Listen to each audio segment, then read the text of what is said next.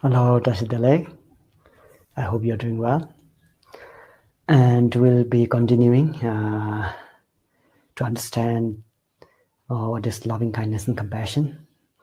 And the meditation on loving kindness and compassion is the antidote to being attached to the pleasure of nirvana. So, since the being attached to the pleasure of nirvana is another one type of obscurations from reaching to the perfect and unsurpassable enlightenment. So we need to specify that obscuration as well. So in order to do so, we need to generate loving kindness and compassion. And when you are able to generate loving kindness and compassion for all sentient beings, then you don't dare to enjoy the pleasant and peacefulness of the nirvana. So you will be, encouraged. You will have courage to work for others.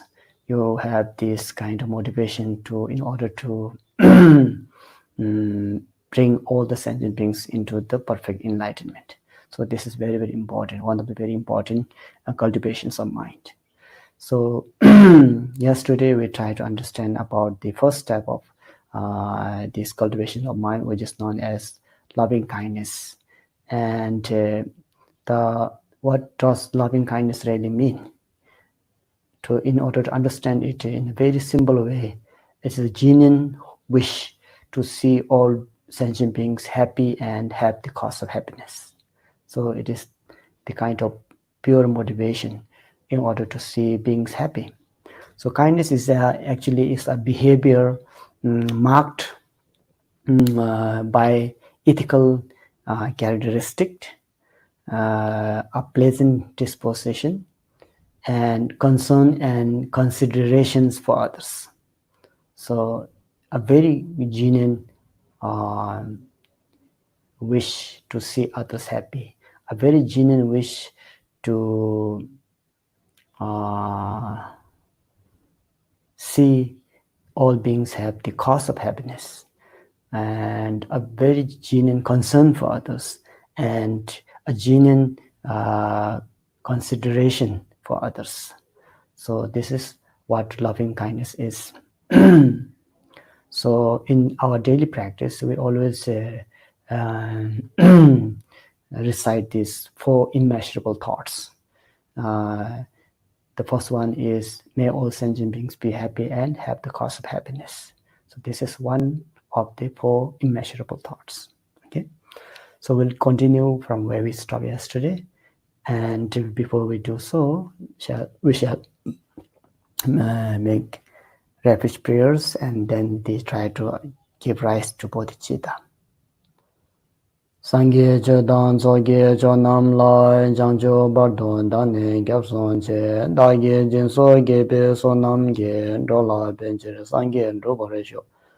Sangye Jodan Zoge Jonam La Jangjo Bardon Dane Gapson Che Dage Jinso Gebe Sonam Ge Dola Bencher Sangye Roboresho. Sangye Jodan Zoge Jonam La Jangjo Bardon Dane Gapson Che Dage Jinso Gebe Sonam Ge Dola Bencher Sangye Roboresho. Semjen Damchen Dewa Dan Deve Ngyo Dan Dembara Ngyo Jen Dongan Dan Dongan Yen Ngyo Dan Dawa Ngyo Dongan Bebe Dewa Damba Dan Min Dawa Ngyo Jen Ngeren Jadan Yin Dan Dewe Dan Nyum Jen Bola Nebara Ngyo Ro Jen Semjen Damchen Dewa Dan Deve Ngyo Dan Dembara Ngyo Jen Dongan Dan Dongan Yen Ngyo Dan Dawa Ngyo Jen Dongan Bebe Dewa Damba Dan Midawa Ngyo Jen Ngeren Jadan Yin Dan Dewe Dan Nyum Jen Bola Nebara Ngyo Ro Jen Semjen Damchen Dewa Dan Deve Ngyo Dan Dembara Ngyo Jen Dongan Dan Dongan Yen Ngyo Dan Dawa Ngyo Jen Dongan Bebe Dewa Damba Dan Midawa Ngyo Jen Ngeren Jadan Yin Dan Dewe Dan Nyum Jen Bola Nebara Ngyo Ro Jen Omen Chege Yenge Bodang Na Desum Sangye Gungi Onyi Rangsum Chugurung Unsum Benze Ban Zawe La Me Shab La Nguen Chan Zao.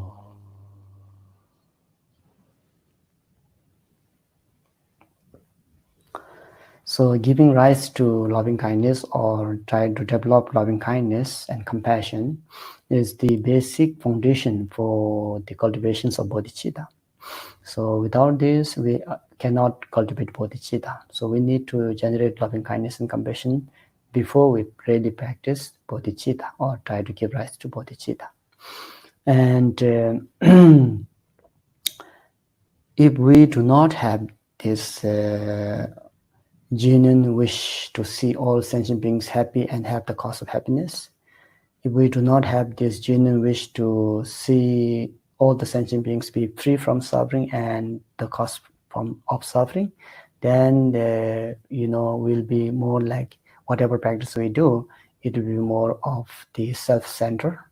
Whatever we purifications and trying to deal with our different afflicting emotions, try to antidote, give antidote to those different types of afflictions, emotions, is just concern for yourself only. Obviously, generally speaking, this is also very good that you are trying to be free from suffering of samsara and able to attain to nirvana, which is not bad at all.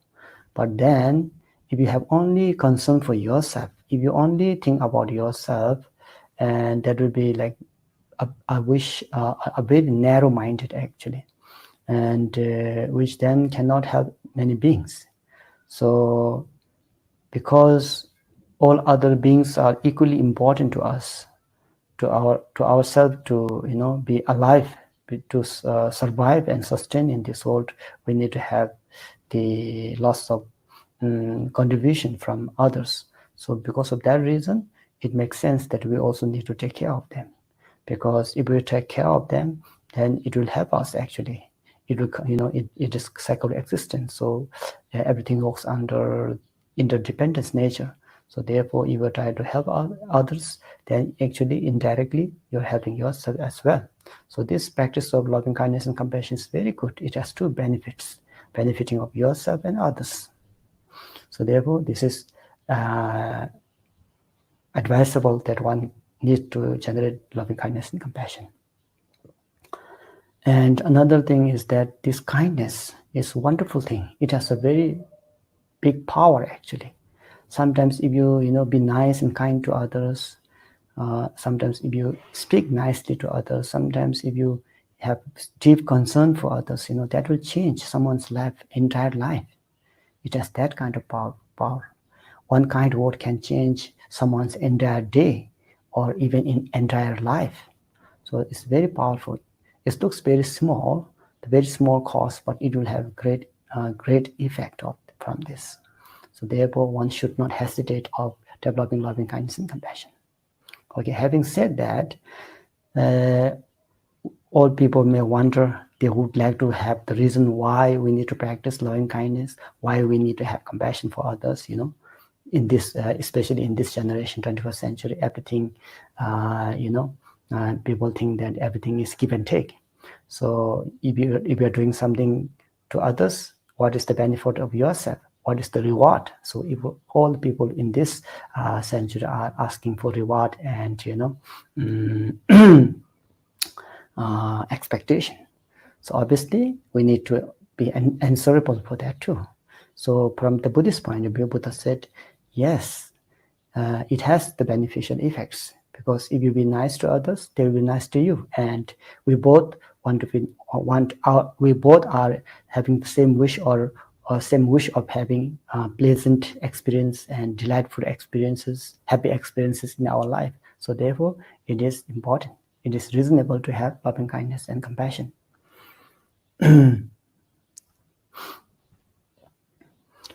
And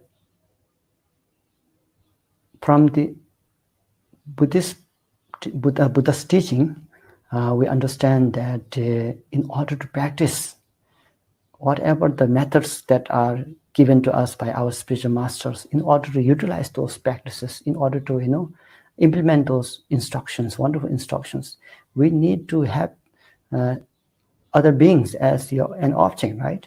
So simply, for example, if you want to practice generosity, for example, if there's no individual, if there's no people around you, sentient beings around you, and then how can you develop generosity? How can you practice generosity? Likewise, if you need to practice patience, for example, if you do not encounter any difficulties and any hot-tempered individuals nearby you, then how can you practice your patience? There's no way you can practice your patience. So by looking at that point of view, also by having these people around you who are in need of help, those who are poor, who do not have enough clothes to wear, enough food to eat, then we can practice generosity. We can share our things to them. By that, we can accumulate merits. And slowly, by that practice, we'll be able to accumulate wisdom as well. So therefore, again, having those individuals around you itself is already a blessing, actually. So for that reason, it makes sense to practice loving kindness and compassion for others. So therefore, we are trying to understand loving kindness in more sense. And another way, if you first want to practice loving kindness and compassion, so obviously, as I mentioned earlier, we have this habitual tendency of asking why. Why me? Why should I practice loving kindness and compassion? Why should I have compassion for other beings? And then here GAMPOPA wants us to do some practice, do some training before we really generate genuine loving kindness and compassion, or before we can expand this loving kindness and compassion towards all sentient beings. First, you need to have some pre-preparation steps to prepare yourself for that, to be ready for that, to give that kind of immeasurable loving kindness and compassion. So before that, what we need to practice is that we need to practice with someone by recollecting the kindness of someone, and that makes sense, because then you will not say why, because you already have some example, someone in your life, that individual who has been so supportive, helpful, and kindness towards you. So by that reason, you can recollect someone in your mind, And here, GAMPOPA said, in your life, the most compassionate people is your mother, and that's very sure.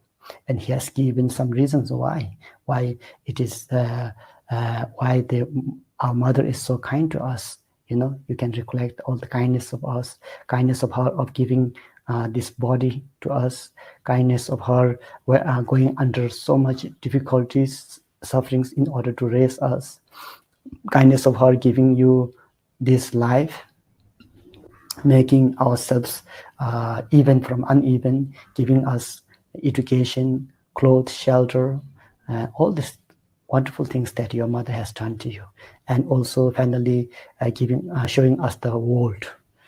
All this kind of kindness that you can think of, and recollect all this kindness in your life. And then you can really feel those kindness, and then it will move you, from internally. It will give you some kind of sense, some kind of feeling. And, sometimes it's so powerful that when you try to meditate on the kindness of your mother, compassion act of your mother, the tear comes out, and then the hairs on your body can stand up. All this emotional move will take place. And that's very sure, and that's very true, because it's not artificial. We are not trying to make something that is not true.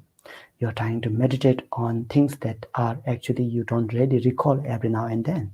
You sometimes forget. And these days people think that everything that you have is granted.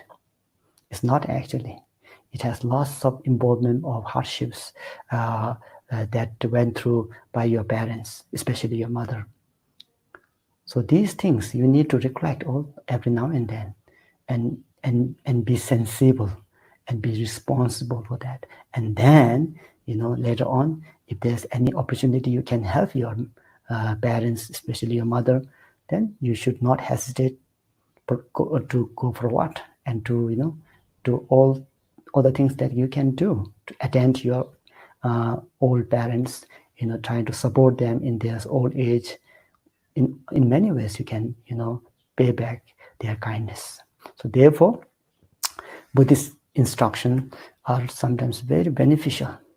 I mean, all the time is beneficial, but sometimes even more beneficial. That's what I'm trying to say.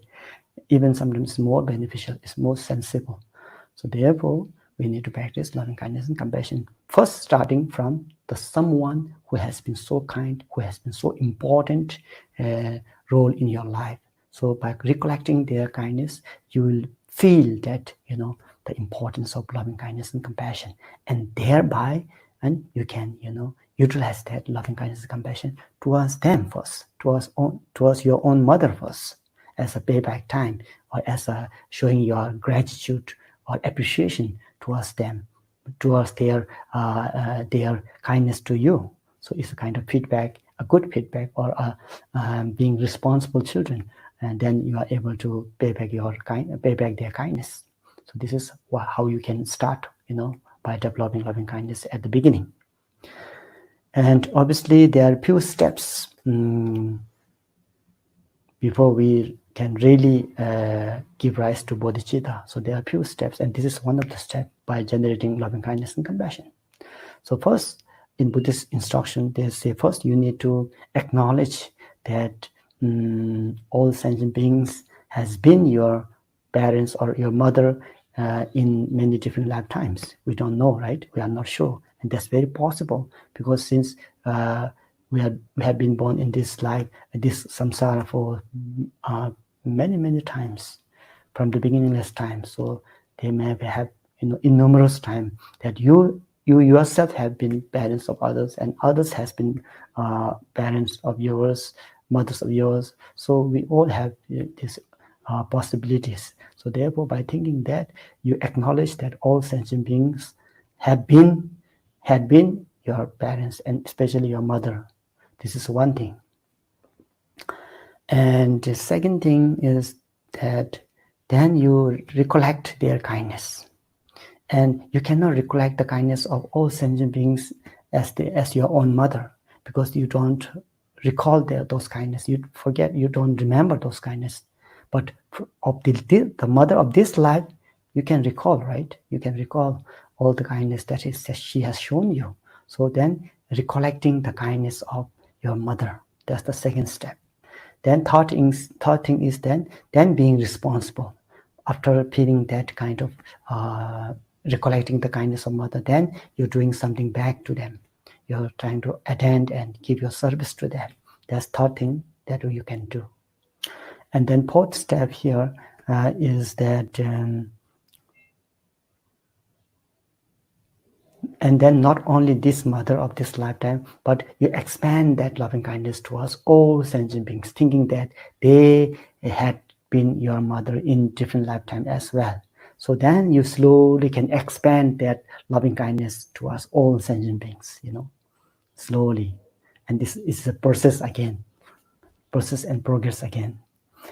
Then eventually what you can do is you can expand that loving kindness towards every sentient beings, thinking that they, in one way or another life, they had been our mothers, as just like the mother of this lifetime. They had also been the mother of us and ours. And then while they had been a mother of ours, at that time they also have shown us all the kindness that the present mother has shown to us. Equal, same kindness they have shown to us.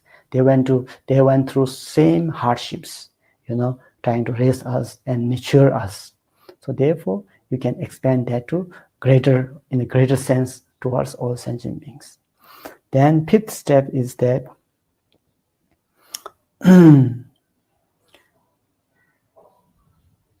then slowly expanding compassion towards all sentient beings.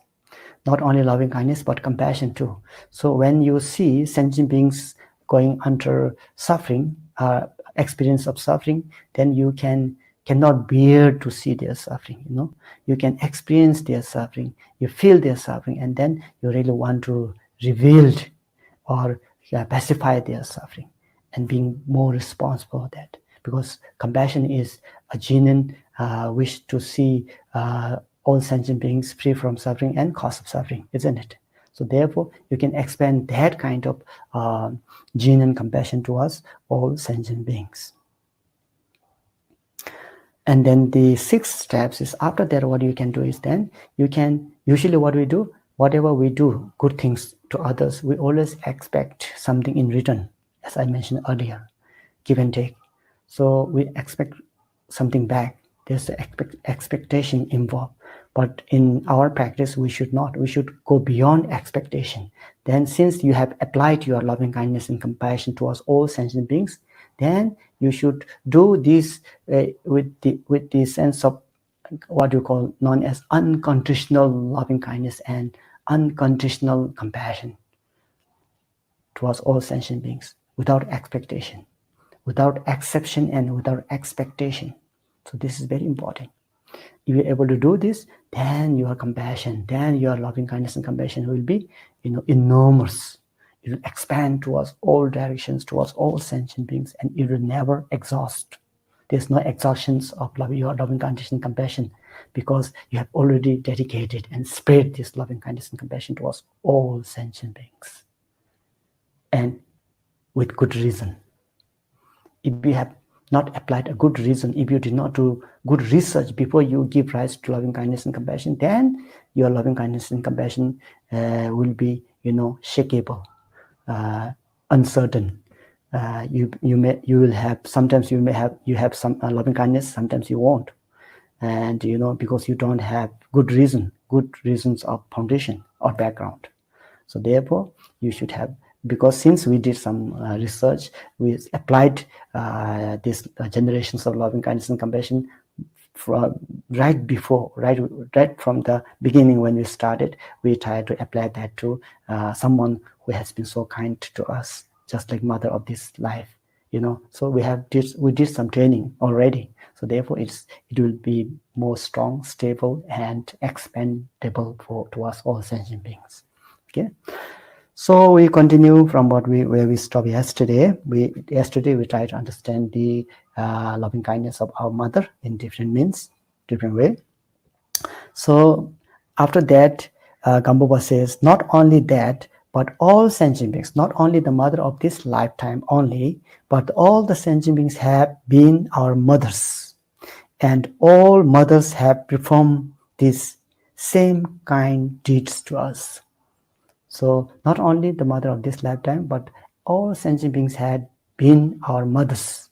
And then, while they had been our mothers, they did the same, kind of activity. They took the same kind of responsibility to raise you, to give you this precious body, to protect you from heat and cold, to feed you when you're hungry, to clothe you when you have nothing to wear.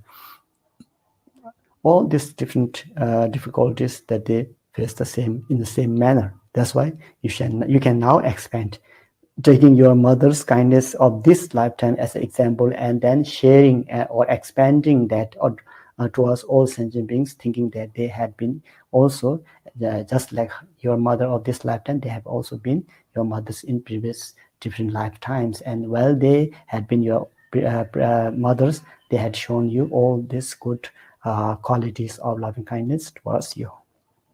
Try to protect you, try to bring you alone. Okay, so then now we have to expand this loving kindness towards all sentient beings, as I mentioned earlier. So it says here, therefore, one should practice developing a pure desire for all the sentient beings, limitless as space, to have happiness and benefit.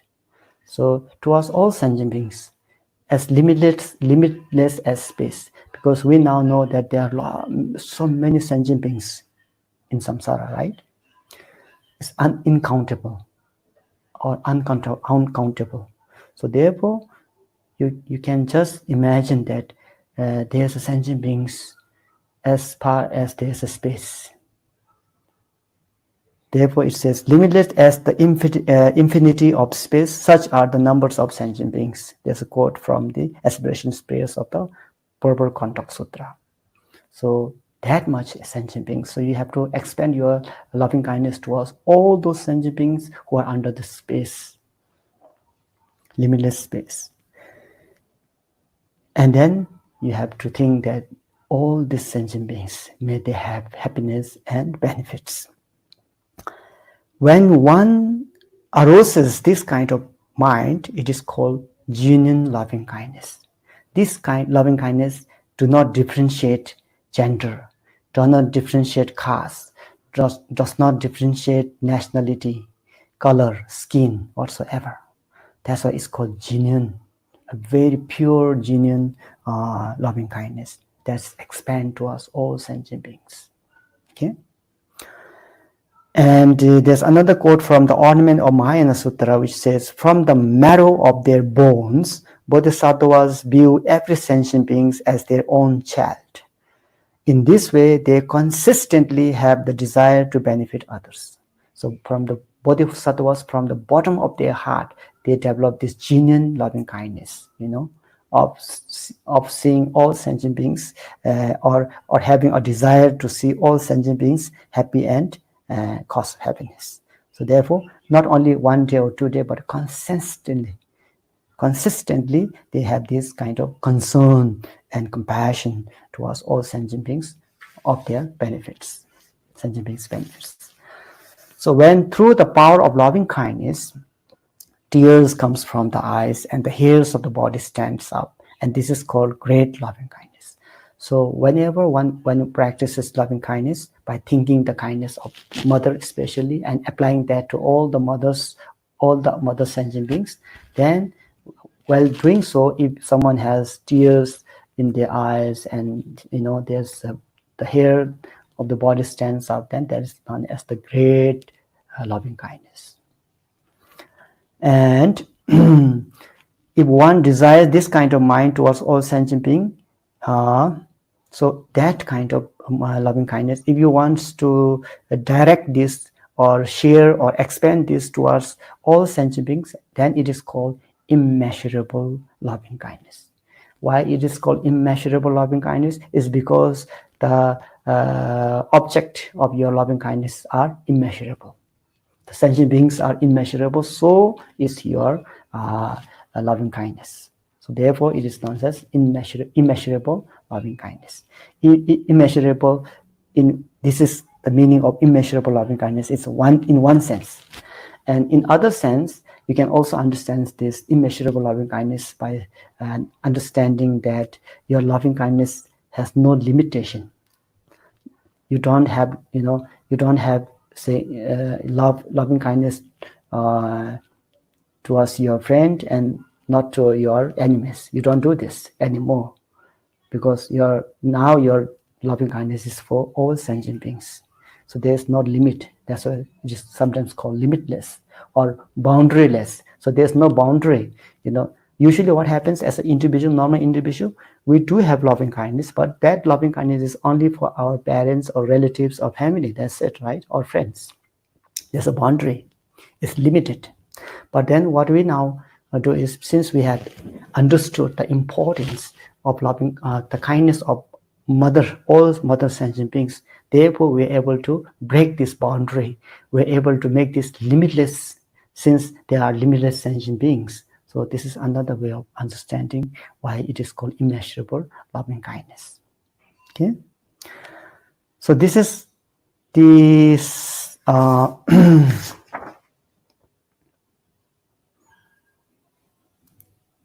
third topic, which is known as method of practice. So remember, there are 6 topics in order to present this special chapter called loving kindness and compassion. So the 6th point really comprises this chapter. So first one was classification. So we have to recall, first one is classifications of loving kindness. Second point was the identifying characteristics of those loving kindness. And second was an object of loving kindness. And third was the identifying of the characteristic of those loving kindness. And fourth one was method of practice. So method of practice is this one, what we just spoke is the method of loving kindness, how we can practice loving kindness, especially recollecting the kindness of your mother and then expanding that towards all sentient beings, thinking that all sentient beings had been your mothers in one level or another. Then the 5th point is measure of practice. So how can you measure your loving kindness practice? This is exam time now. You have to examine yourself how much your practice has been, where you have this practice has reached, and how much progress you have been making. So here it says measure of practice. When one does not desire happiness for oneself, but only for other sentient beings, this is the perfections of the practice of loving kindness. So it is easy to understand. When you do not hold any kind of concern on or importance of yourself, or in other words, when you do not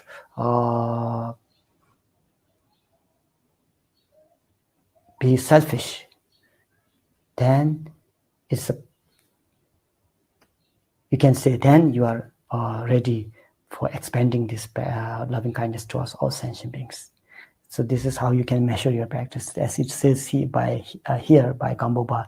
When you do not desire happiness for yourself, then and only concern for others, then that is the perfections of practice of loving kindness. Then next point, the sixth point is the quality of practice. So what are the beneficial effects of the practicing of loving kindness?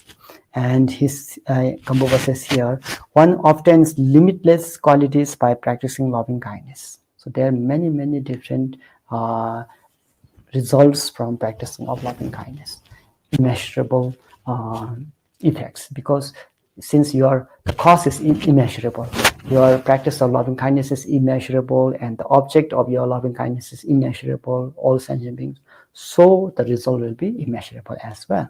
So it's easy to understand. And there are some their quote from the Moon Lamp Sutra, which says, limitless offerings of the various objects filling millions of fields offered to the supreme beings that cannot equal the practice of loving kindness. So it is much greater than by offering a million of filling the millions of jewels and offered to three jewels or supreme beings. And to comparison with that offering, your practice of loving kindness is even greater. Even practicing loving kindness for one moment will bring limitless merit, since the cause is very powerful. So remember last time when we tried to study karma and effect, there are different karmas, and one was the different effects and different results, and one was that increasing from small. So increasing effects from small cause. So this is one of this the having loving kindness towards sentient beings just for one moment will have so much effects, so greater effects that one can experience.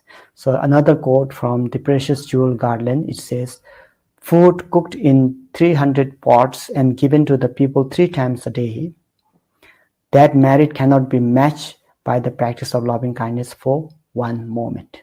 So this is that much great beneficial effects by practicing loving kindness. Another beneficial effects of practicing loving kindness, one will receive 8 benefits of this practice of loving kindness until one achieves enlightenment. So before we achieve enlightenment, there are different types of beneficial effects that one can experience. And what are those? They are the quote from the Precious Jewel Garland. One will be loved by the gods and human beings. So when you practice loving kindness and compassion, obviously people will respect you, love you, people will believe you because you are selfless. When people are selfless, helping others selflessly, obviously people will respect and people will obey you, people will have trust in you, and they will be happy, they will help you, or they will do whatever they can. And that is what it means by one will be loved by gods and human beings, even the gods. So when someone is practicing genuine loving kindness, even gods are happy and loved. This kind of individual is even loved by God. And also the second point, the beneficial effect is, and he or she will be also will be protected by God and humans. So when there is a difficulties or harms, so if that individual, if he or she is practicing genuine loving kindness, all these maharas and yakshas cannot harm them. That's the power of loving kindness, practicing of loving kindness. And third beneficial effect is that he or she will achieve mental peace, obviously, since you do not hold in anything, because you have, release yourself from attachment. You want to share love to all sentient beings. So therefore, you don't hold any particular being for yourself. So therefore, when you are free from attachment, there's happiness. So you have nothing to lose. You have nothing to worry about, because you have nothing to stick to it, on it. That's why since you have expanded your loving kindness towards all sentient beings, you are free. Therefore, you have mental peace, obviously. And when you expand this loving kindness and when you do something good for others, then the positive feeling that you will experience is enormous, and that will last longer time. And the fourth point of beneficial effect is many happiness will take place. So you will have mental peace and happiness in body, less sickness maybe, longer life maybe, no so much suffering in your old age because of the practice of loving kindness. So these are all beneficial effects. Next point is that he or she will not be harmed by poisons or weapons. So this is another beneficial effect of practicing genuine loving kindness, not the artificial one, the genuine and pure loving kindness towards all sentient beings. Then this person is even cannot be harmed by poisons or weapons. Then next beneficial effect is that he or she will achieve his or her wishes without effort. So since you become so selfless and you dedicated your entire life for the well-being of others, then if you want to do something good, if you want to set up a project, it's not difficult at all. People will believe in you. Since people see your selflessness service, they will contribute to you. For example, if you want to establish a charitable organization, for example, and you being so selflessness and always thinking about others, then people will not hesitate to support you with that establishment of their organizations and helping others. So there's not so hardship, it's easy. That's why it means hereby that his or her wish will be fulfilled without any much effort. And then one will be reborn in the Brahma world. So before enlightenment, by the practice of loving kindness, one will be able to attain the Brahma world, the heaven of the Brahma in Rupa Dhatu. So this kind, all these 8 different types of quality are the results of loving kindness, practicing loving kindness. Even one who is not liberated from the samsara will obtain these 8 qualities of loving kindness. So this is very wonderful effects of loving kindness. Then to protect oneself, the practice of loving kindness is best. And also to protect others, the practice of loving kindness is best. So as I mentioned earlier, practicing loving kindness is good for yourself and others. So it has 2 effects, the beneficial effects. It not only helps others, but it also helps you. Because how does it help you? We just now spoke of those different beneficial effects. It says you'll have mental peace. That's good for yourself. You'll have happiness, less suffering, less sickness, longer life. People will believe in you. Your wish will be fulfilled without much effort. So isn't this wonderful for yourself too? Well, benefiting others, spontaneously the beneficial effect for yourself will also take place by practicing this wonderful loving kindness. So to protect oneself, the practice of loving kindness is best as in the story of Brahmin Mahadatta. So there's a story of Brahmin Mahadatta in India.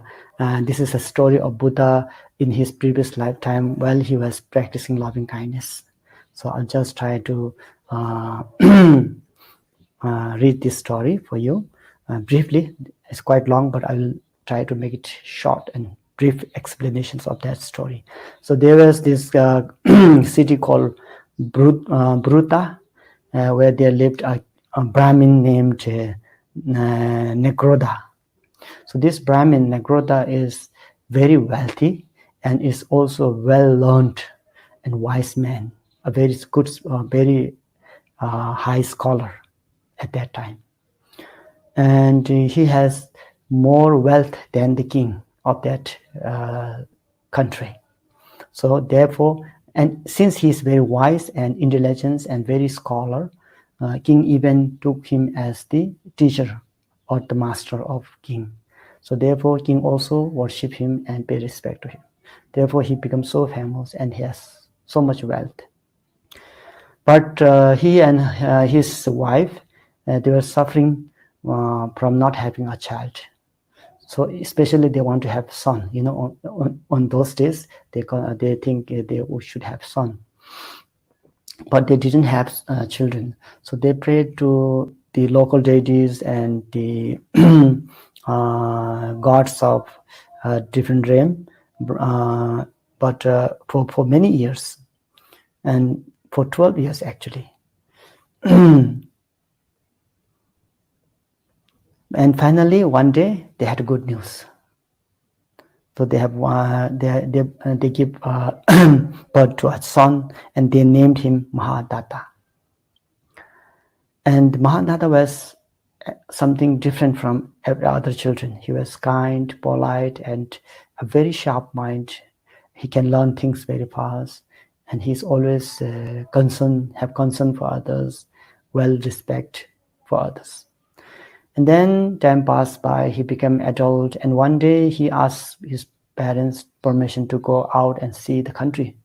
And obviously, since he's gone bigger now, then their parents allowed him.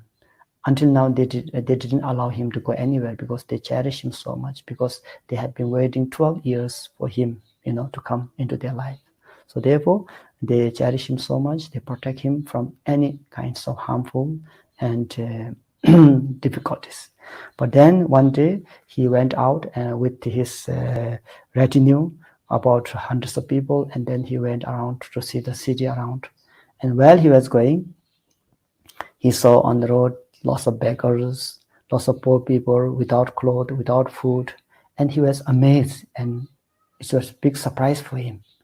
It shocked him. And then he asked his retinue, why are they so poor? Why don't they have enough food and clothes? And the retinue explained that some of them are departed from their family, some of them left their family, some of them their parents died, so they cannot live up to their life. So they, went on street for begging in order to survive.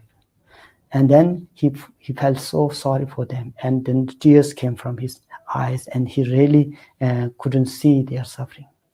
And then he furthermore traveled, because he didn't see this before, so he thought maybe there are more. So he went, carry on. He went with his retinue, and then furthermore, while he went, he saw many people, engaging in non-virtuous act, like butchering, chopping animals, and all this kind of things. Then he again, had so much compassion for those animals, and he couldn't see this. And he asked his retinue again why they are killing all these things, all these animals. And then he said, for living. Because in India, there's a culture that if your parents are butcher, then you have to be butcher.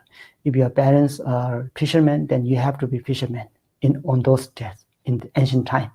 So that's why the retinue told Mahadatta that because their parents practice the same business or same occupation, so they're continuing their family lineage occupation.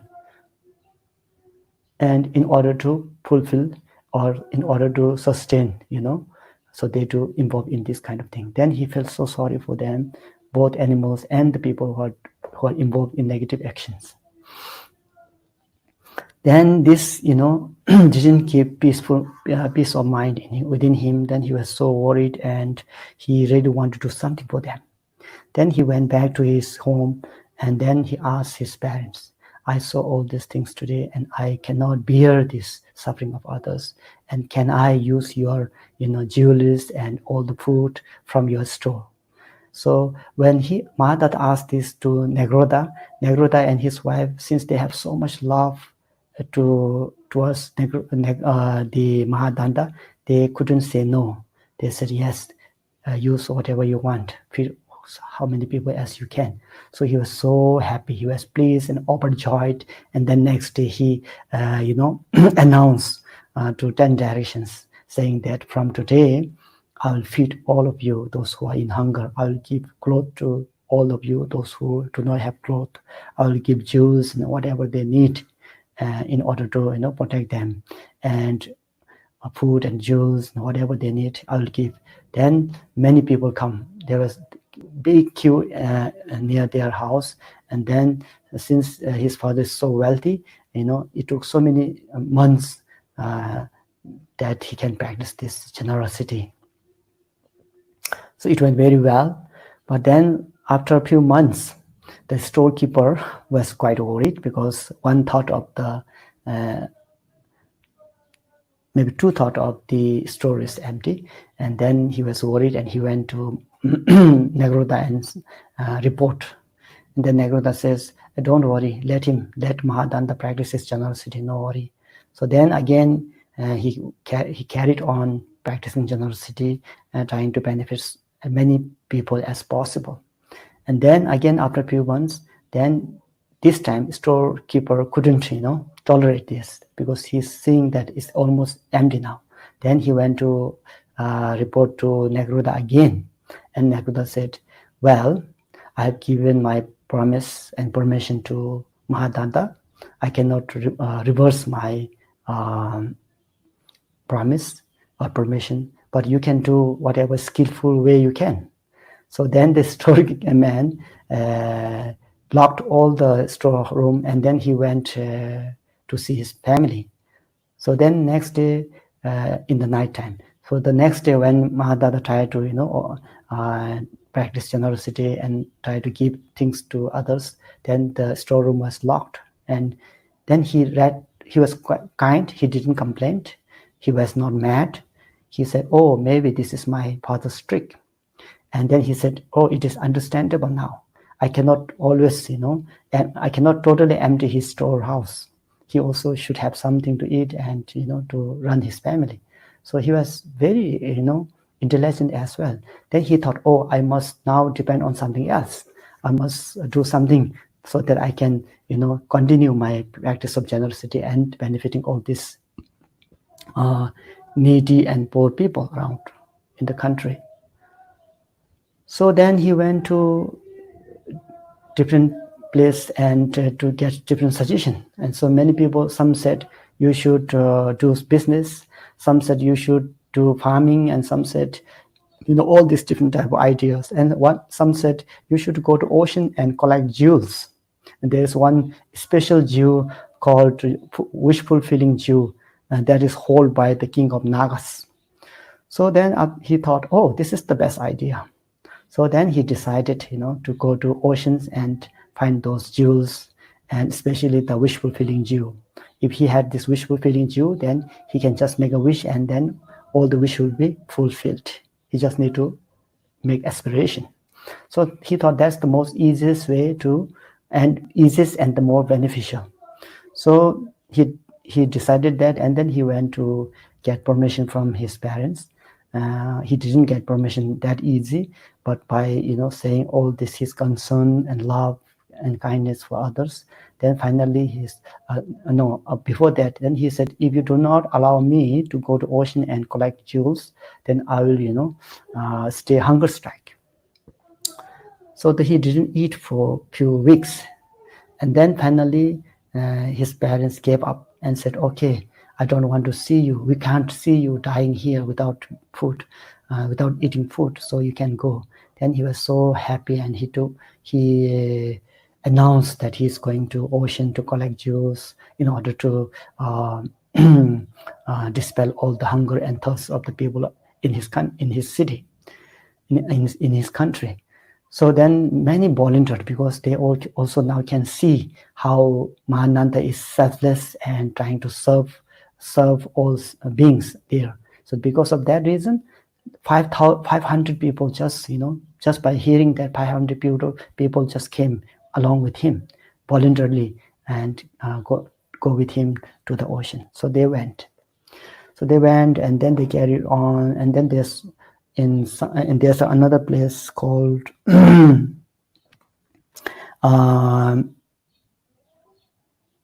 so they passed the city, and where they met this Brahmin Kapili, where the Kapili Brahmin lived, and he was also very wealthy. And then he stopped there and he introduced himself, and this Brahmin Kapili was very happy to hear all the good story about him and how he practiced the generosity for the benefit of others. Then he fed him all his retinues, and they stayed there a few days. And this Brahmin Kapili also offered him many jewels and everything, but it wasn't enough, so he didn't return home, but he just kept going. At the same time, by seeing this selfless nature and kindness of Mahananda, Mahadatta, sorry, he gave his daughter as his wife, and then they married. But then he said, no, I cannot go back to my home now, because I need to accomplish my wish. So I will not take your daughter along with me, because it's danger in the ocean, but I will come back, and then I can meet her again, and then we'll return to our home at the end, after accomplishing my wish. So then he started his journey again with his retinues. And then they went, and slowly they reached in an island of the Silver Palace. And then before that, he saw there are many different types of nagas, different layers of nagas protecting that island, and the doors are protected by the nagas, and no one can enter into that door. And there are thousands of nagas lying in front of that door, and if someone steps on the nagas, he will be bitten. But before that, I forgot to tell you that after visiting Brahmin Kabili, and with Kabili offer him so many jewels, then the retinue says, now we can go back. But he didn't listen. So he said, you can take all this jewel and go back to your city, but I have to continue my journey. So from there, he was alone. So when he reached this palace, Silver Palace, the Naga king of was in where the Naga king was resides there, and then it was protected by different layers of snakes. And then when he saw that, he understood that these Nagas, were before they involved in the non-conscious act of jealousy and hatred. So because of that reason, they are born as a Naga, and because of stinginess, they are now protecting the jewel inside. So he understood that right away, and then he sat down there in his meditative equipoise, and then he tried to meditate loving kindness towards all these Nagas, thinking that may these all Nagas meet happiness, and because of their ignorance, because of their hatred and jealousy in the past, they are now suffering as the Naga as a result. So may this karma pacified. So with his genuine kind of loving kindness and aspirations, then he were able to see the pacifications of the pains of those Nagas. And then after that genuine aspirations, all Nagas, they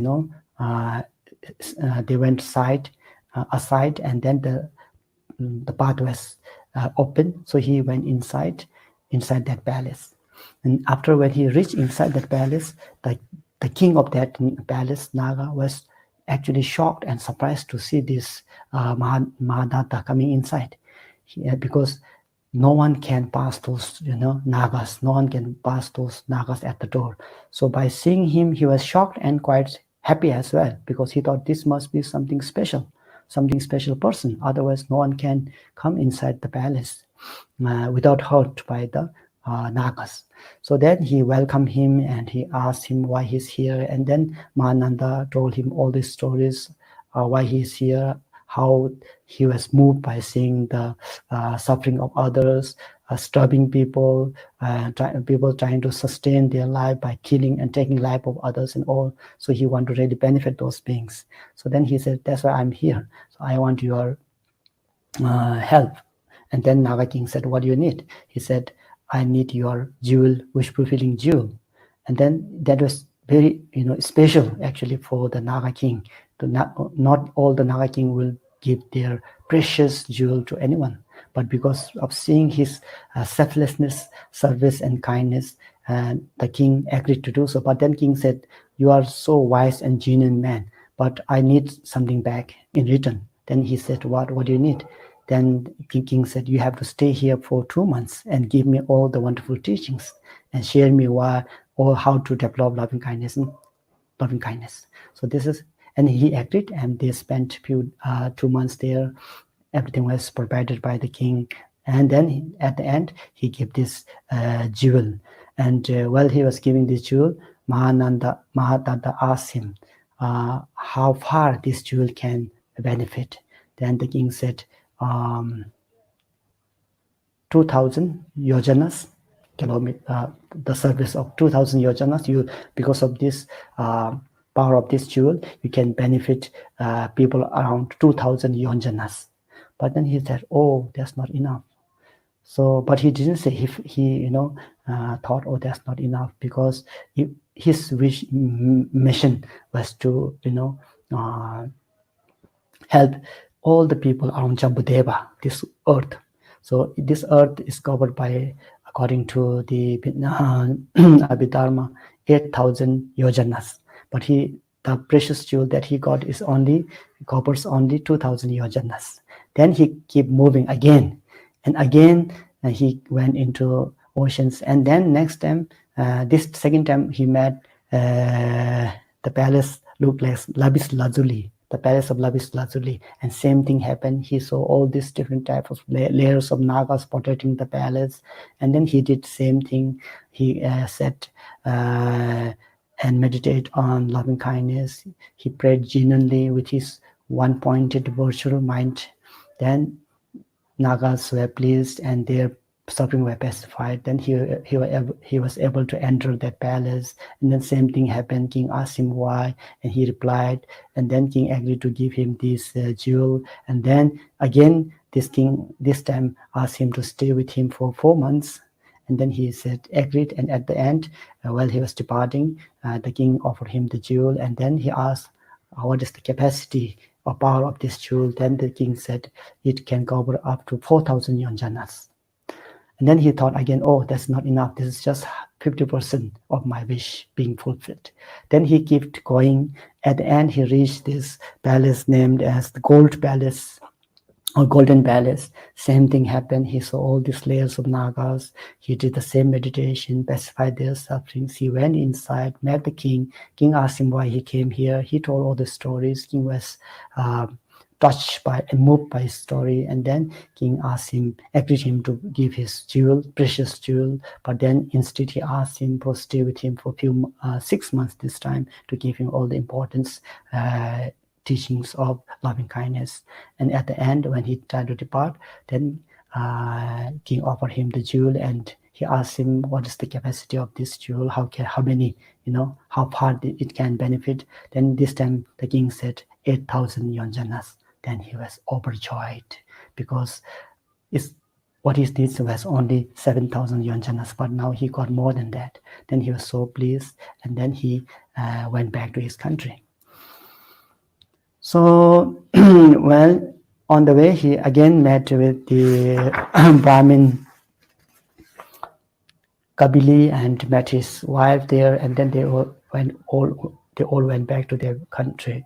And then, when he reached his home, his both parents were blind, because they thought Mahadada was dead, because since there's no news, they cried all the time, and because of crying all the time 24/7, so they lost their sight, they both become blind. But then by hearing the voice of Mahadada and completions of the mission and all these beautiful stories, their parents were overjoyed. And then Mahadada prayed to these three jewels that he is holding, and praying that the of restorations of the sight of parents, and it happened. So both parents can see him now, and they are overjoyed and they enjoyed a lot. And then next day, since now Mahadada has these three different type of jewels in his hand, he proclaimed that he will be able to fulfill all the wishes of all the sentient beings of the Jambudeva. And then he make a big announcement, and after that he can, he just kept practicing generosity thereafter and benefited so many beings, and not only benefited others, but his parents were happy. Their store was again filled with jewels and more jewels than ever. So this is the story about King Brahmin Mahadatta. By practicing of the generosity, loving kindness, by the practice of loving kindness, it can protect oneself as well. Not all others only, but it can also protect themselves. So he has protected his family as well. He has protected all the people in his city, not only in city, but whole Jambudeva. But he was also able to protect himself and his parents, and they left a very beautiful and luxurious life after that. So this story was spoken by Buddha himself, and Buddha said at the end, then the Buddha spoke, thus the Brahmin Mahadada is now myself. So that was Buddha. The father Brahmin Negroda is my father Vishodhana, and his wife my mother Maya Devi. The Naga king in the silver palace is Shariputra. The Naga king in the lavish luxury palace is Mangalputra, and Naga king in the god palace is Ananda. So thus is the story. This story completes. So wonderful story of the practicing of loving kindness. So we shall continue tomorrow again. So before we conclude, let us dedicate the merits for the benefit of all sentient beings. So nam de tamje zigba nye tobne nye be danam pamje ne gega nache bala chokbai siben zolen dowan dowarai sho.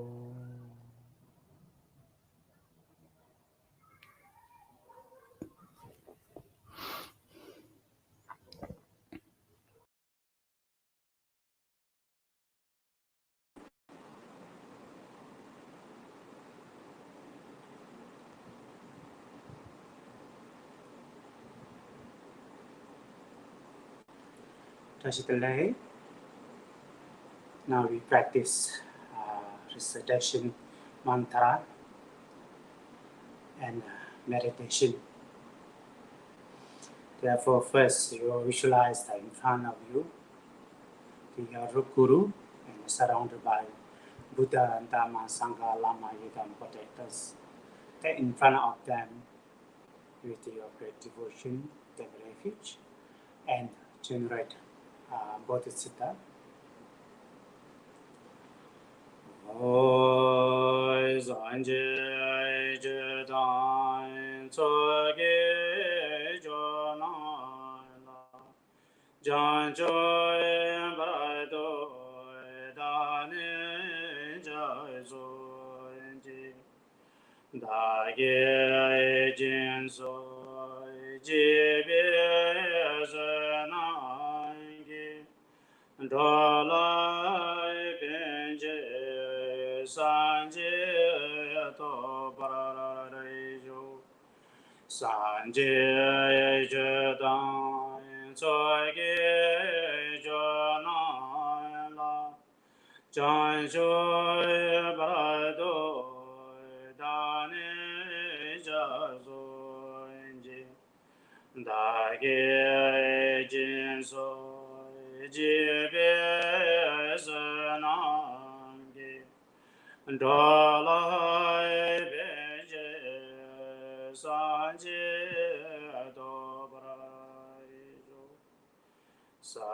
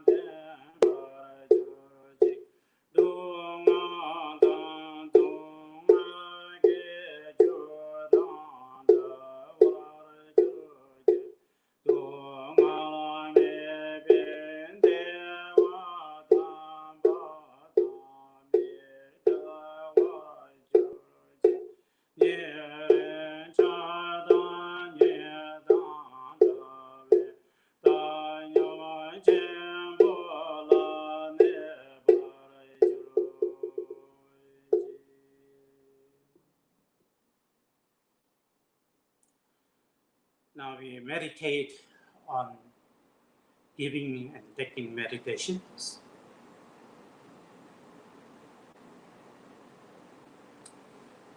Therefore, you visualize that all the mother sentient beings are all in front of you.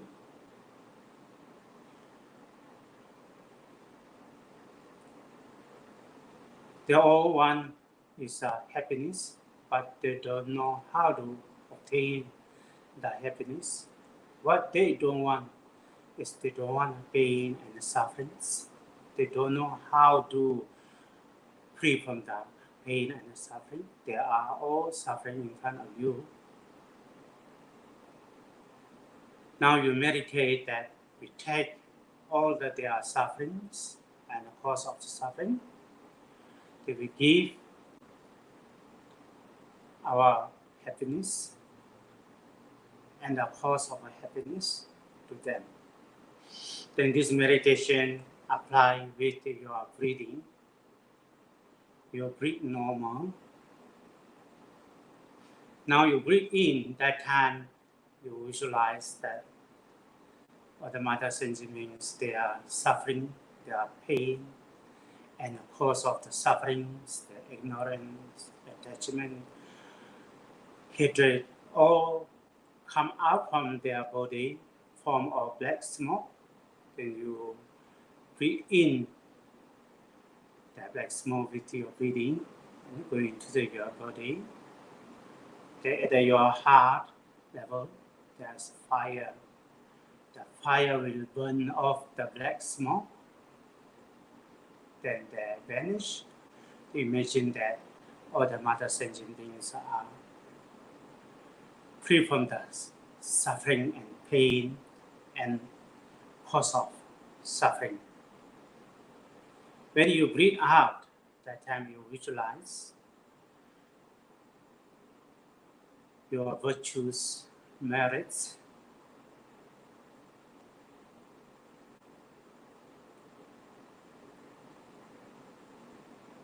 all come out with form of a white color smoke with your breathing. Breathe out and dissolve into them. All the sentient beings receive the happiness, then the cause of a happiness. They are stay forever with the happiness and the cause of happiness. To meditate on this for 5 minutes.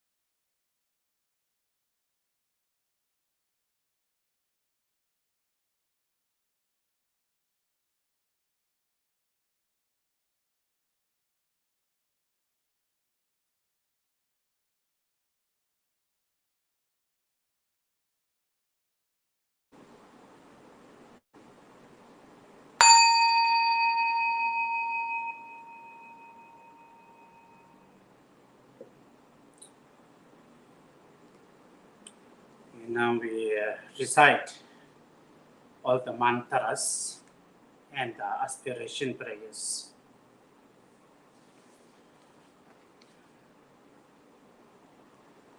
First, we recite Avalokiteshvara's mantra.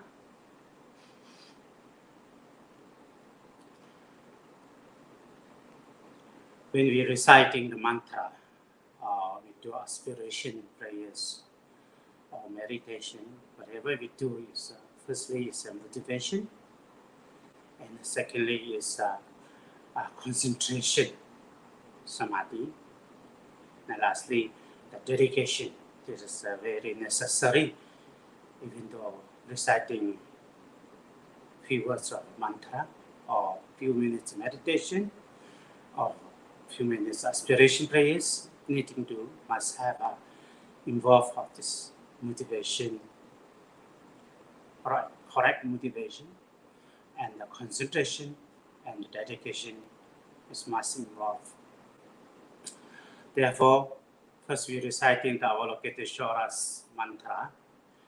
Therefore, visualization that normally our mind is always non-stop thoughts. Normally our thoughts are negative thoughts. Then we call it impure thoughts. Therefore, when we recite the mantra, then we have to change, transform this impure thoughts to the pure thoughts. Therefore, your place, your body, your mind, your speech, all transform to pure. Therefore, first you visualize that your place is transformed into pure land of Avalokiteshvara. Then you transform yourself, your body is form of our forearm Avalokiteshvara. Then your speech is transformed into the mantra Om Mani Padme Hum. That mantra is essence of the Dharma. Then your mind, your thoughts is transformed into the wisdom of Avalokiteshvara. With this visualization, we recite the mantra. Om Mani Padme Hum, Om Mani Padme Hum, Om Mani Padme Hum, Om Mani Padme Hum, Om Mani Padme Hum, Om Mani Padme Hum, Om Mani Padme Hum, Om Mani Padme Hum, Om Mani Padme Hum, Om Mani Padme Hum,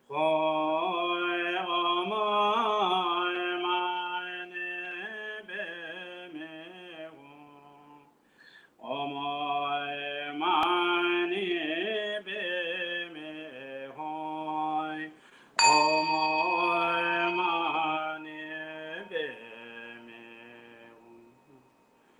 The mantra you recite 108 times. Om Mani Padme Hum, Om Mani Padme Hum, Om Mani Padme Hum, Om Mani Padme Hum, Om Mani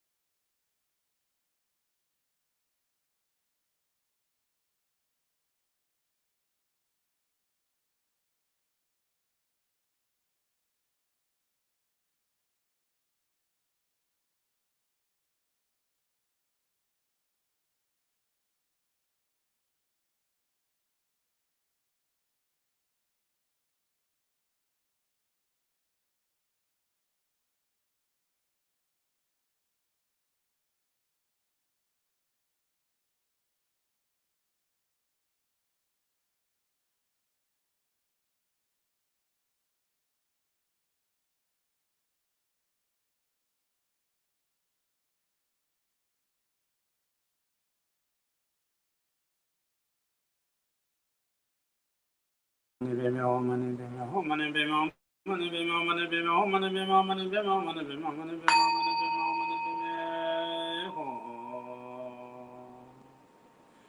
that, we recite the long life dharani. For you visualize the above your head, the Buddha Amitayu. Buddha Amitayu is a Sambhogakaya form of Buddha Amitabha.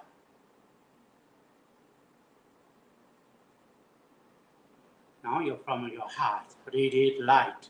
This light go up and dissolve into the Buddha Amitayu's heart.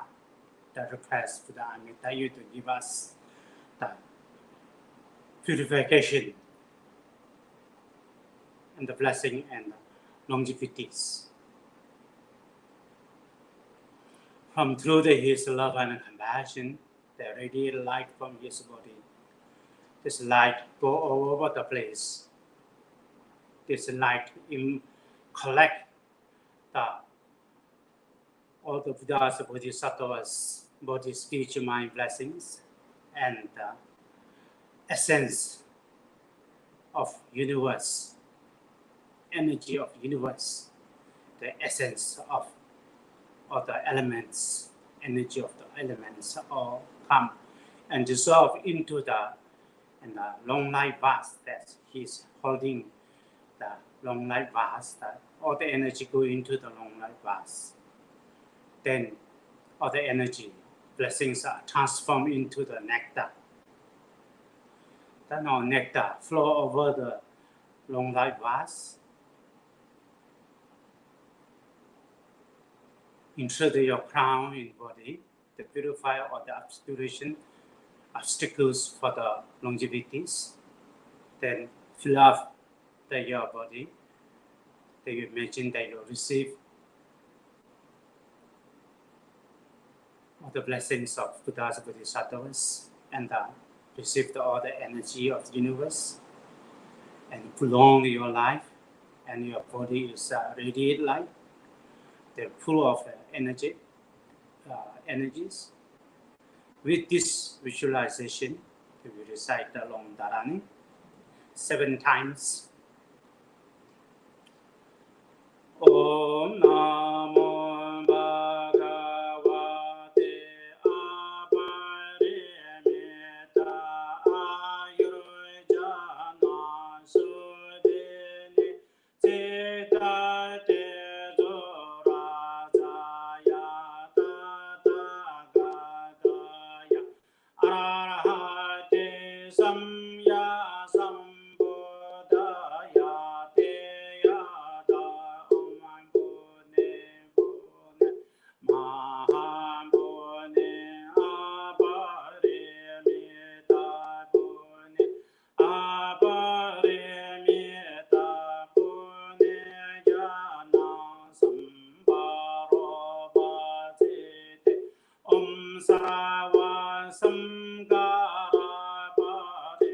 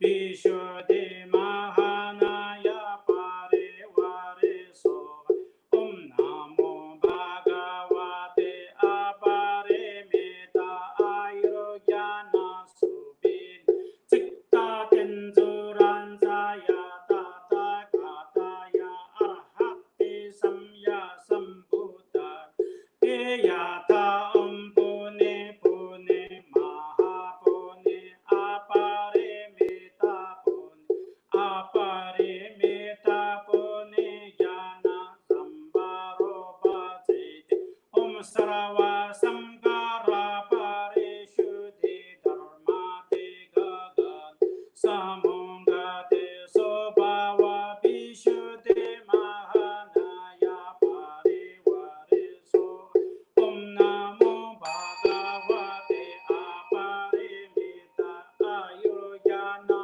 Subhiri Citate Rajaya Tathagata Arhati Samya Sambuddhaya Teyata Pune Pune Mahapune Aparimita Pune Aparimita Pune Jana Sambaro Bhajit Om Sarva Sankara Parishuddha Dharmate Gagana Samunga Sobhava Vishuddhi Mahanaya Parivare So.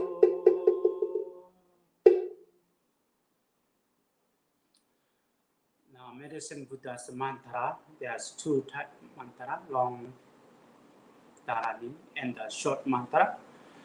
For that, we recite 7 times each. Therefore, you visualize that from your heart, radiant light. This light go to Pure Land, the Medicine Buddha's Pure Land. Then light dissolve into Medicine Buddha's heart. Then you request Medicine Buddha to give us the blessing. Then Medicine Buddha remember that he made 12 great aspirations. The with your loving, his loving kindness and compassion, that nectar flow from his begging bowl. This nectar come, go into your crown and your body, then all the sentient beings' crown and body. They purify all the sickness and the cause of the sickness, then fill up the body. Then you imagine that receive the Medicine Buddha's blessing, that we are all free from the sickness and the cause of the sickness, the physically and mentally sickness.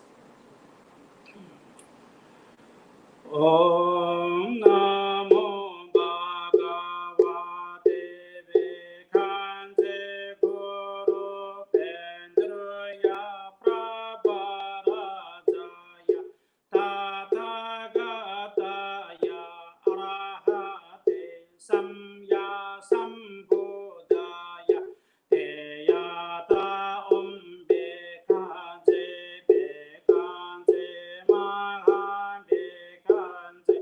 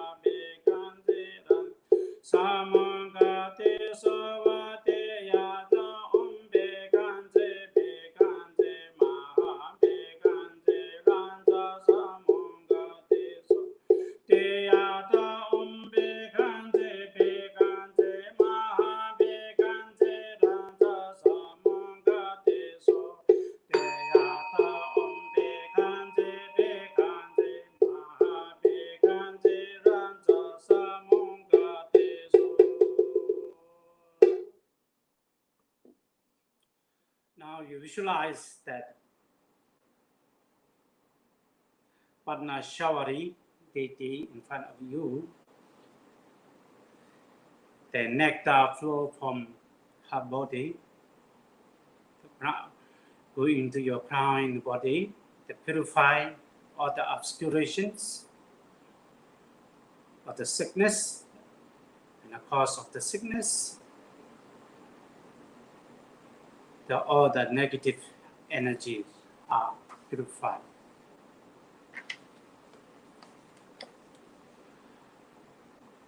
Om Bishate Pranashawari Sarvatola Prashamani Soba Om Bishate Pranashawari Sarvatola Prashamani Soba Om Bishate Pranashawari Sarvatola Prashamani Om Bishate Pranashawari Sarvatola Prashamani Om Bishate Pranashawari Sarvatola Prashamani Om Bishate Pranashawari Sarvatola Prashamani Om Bishate Pranashawari Sarvatola Prashamani Om Bishate Pranashawari Sarvatola Prashamani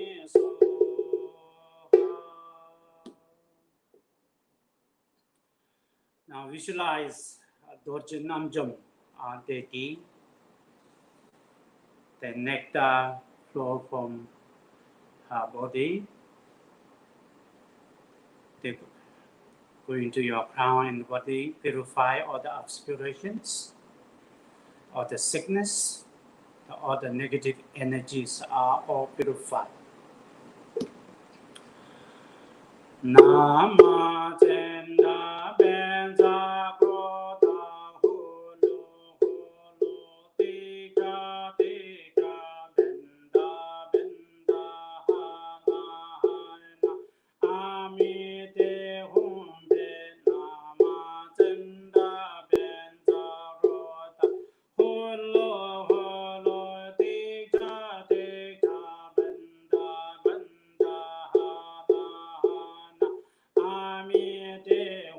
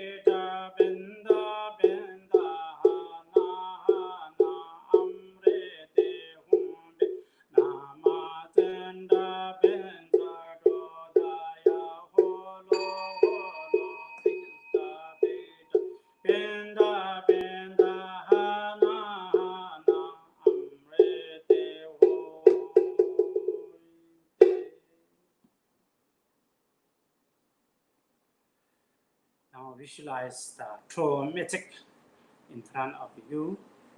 The nectar flow from his body go into your crown and purify all the sickness and all the obscuration, then purify all the negative energies.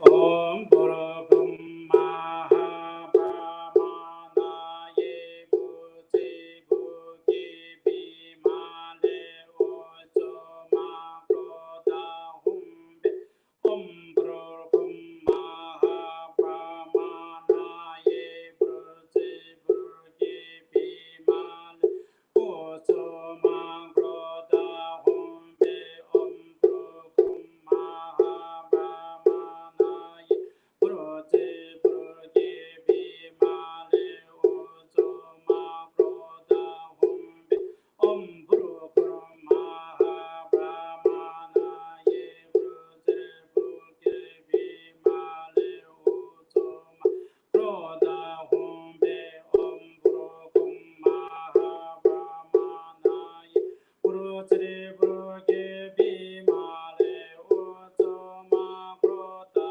Humbe Om Boro Brahma Brahmana Ye Bhuti Bhuti Bhimale Ojo Ma Krodha Humbe Om Boro Brahma Brahmana Ye Bhuti Bhuti Bhimale Ojo Ma Krodha Humbe. Now you visualize that in front of you in the sky, that 8 medicine Buddha, and surrounded by 16 bodhisattvas. Then after that, surrounded by countless of medicine Buddha, medicine deities, with our devotion and faith that they requires to give us the blessings, then purifications. Oi de je ba me lai je je dan jan jo sen ba jen bo ju ju ge me jon do je ten le la te ne do ne re ma le je e ju ro Te ya ta om be kan ze ma be kan ze ra za sa mo ga te so ha te ya ta om be kan ze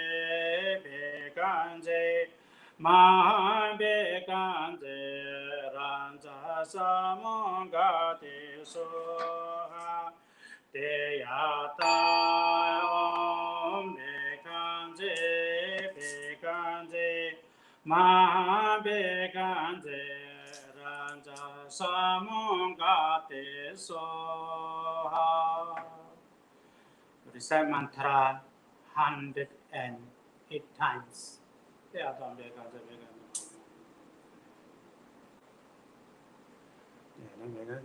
ma be kan ze ma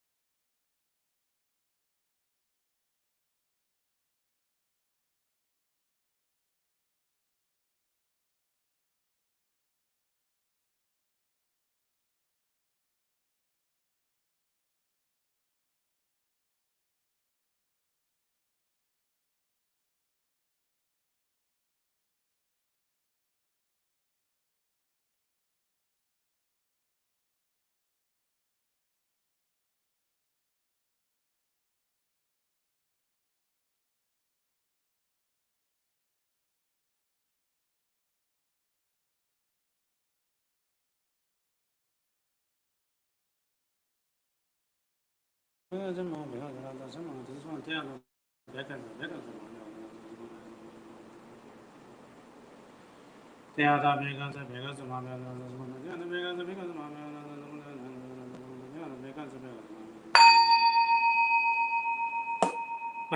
samangate so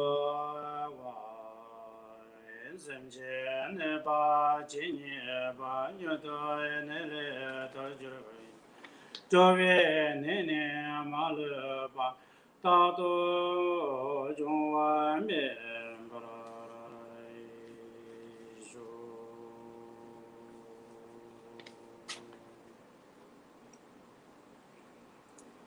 Avi to the great Mahasiddha Tangtung gave us aspiration prayers. When we do these prayers, you must think of the meanings.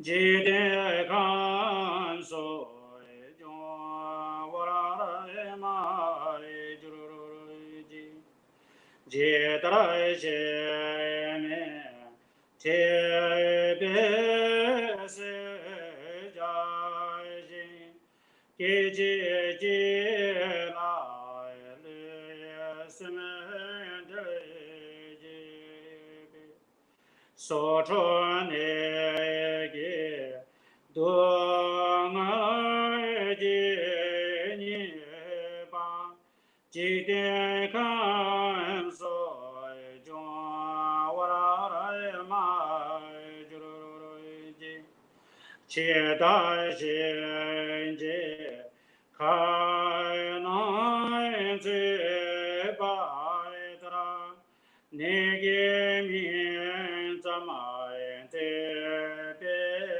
ta ji pe nian jie bai da dai pe ren so ge le jie ge la ne bai mai ju ru ji ne be ge re don dai ji ju da yen ro sun ja do ju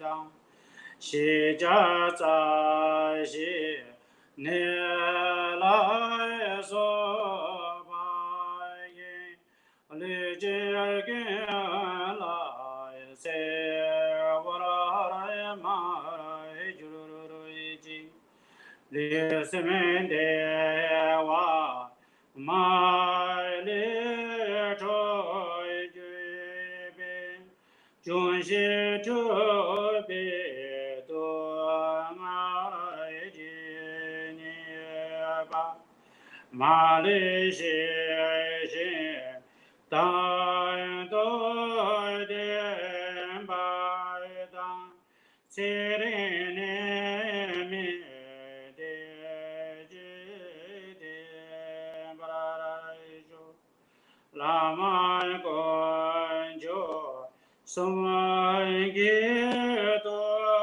Jida Kando Chijo Some Nuto Lende Doa Me Pe De Doji Moa Mo La Tai Zi Du Paraisu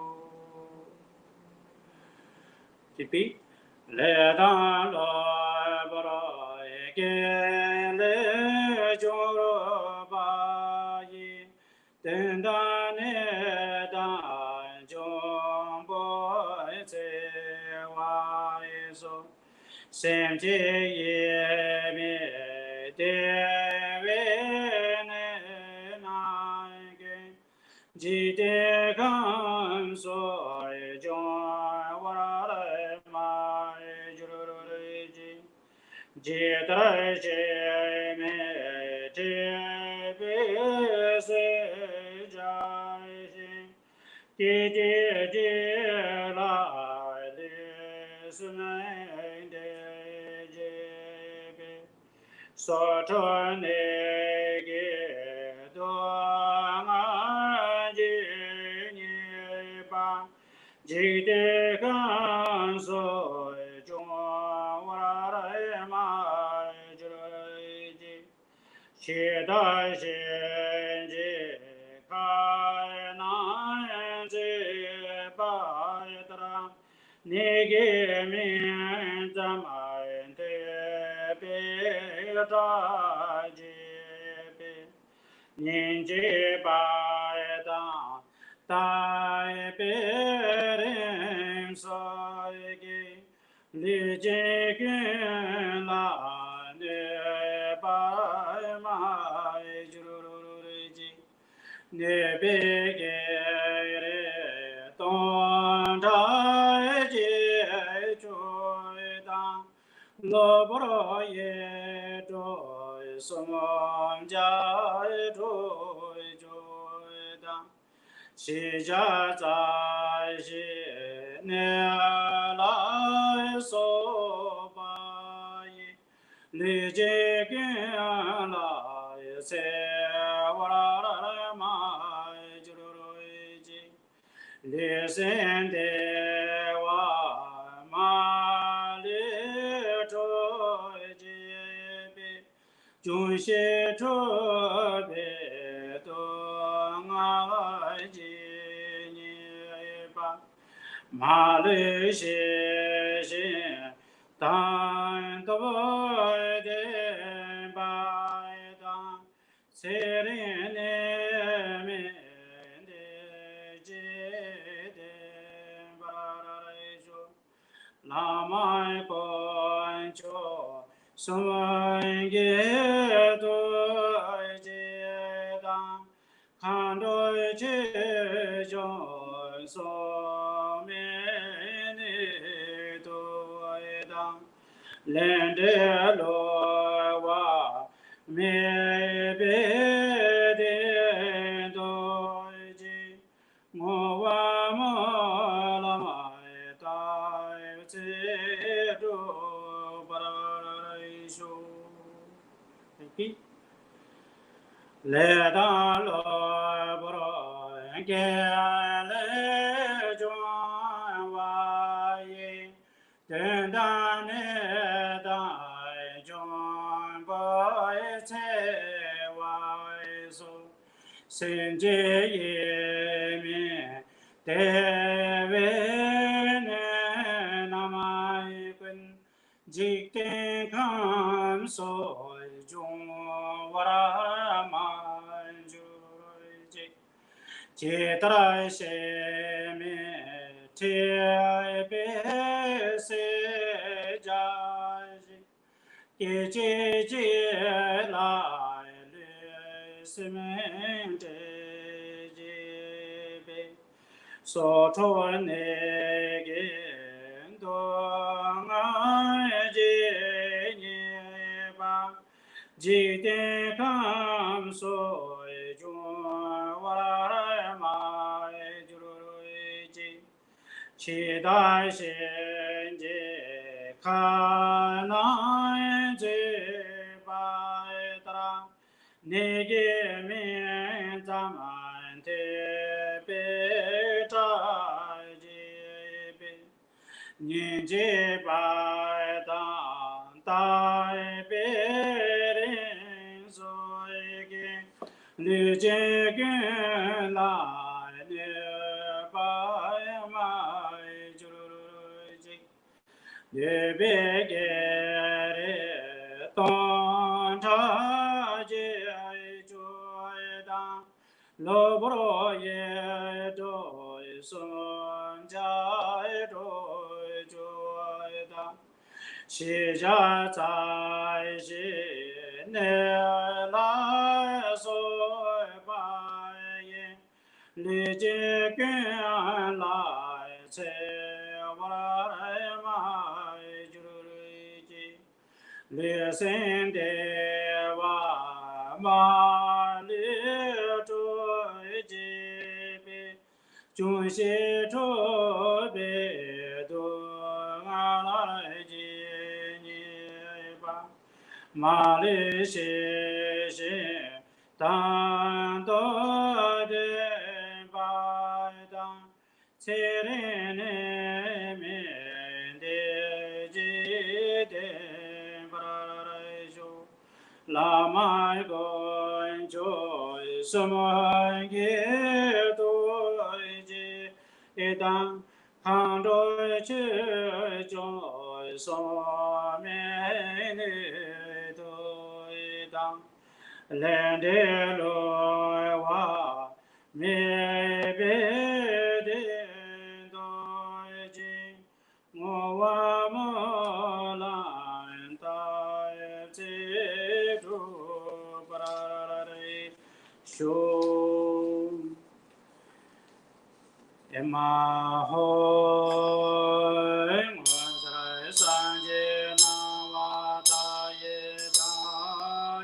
so jo Tôi chế trên bộ đảng kiến đồ xem bài tôi chế tôi nó là sang chế chẳng xem ba mẹ tôi chế chế ngõ trái ba đô mẹ ba ye đề vai chế chế cha về chế gan đề đà nè đề nè chế bồi chú ma đà chế vai sen đề ba ma chế ba rô đề rô chế nè na đề chế tu soi đề ghê đa ghê mẹ lam đa ba đề choi cho san je jang sen tan je ge me do pra ji ge la to so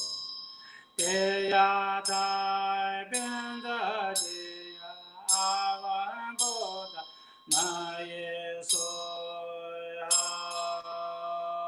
ai cho de je wa se je bon cho ni do la je ye dang da ge de san ge sa pai quan jo son la je ba mo jala ve ten bai pe jo je ge wa sen je ge na no do ge san je do jo je ge sa dan je je da xie je la min ju je je ye da ne zo zo de che re ne me nyan do pe se de sa jo non jo ji nan xie che be che ma ta de wa jen do ji jo ji che ne be me ka je de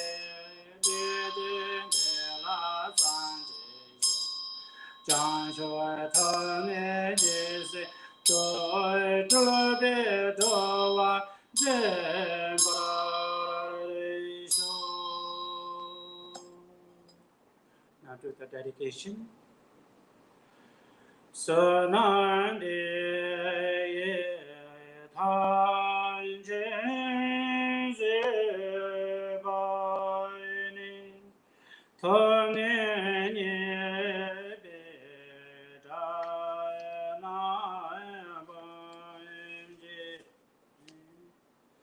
ye ga na je ba la ba zhu ba ye se be so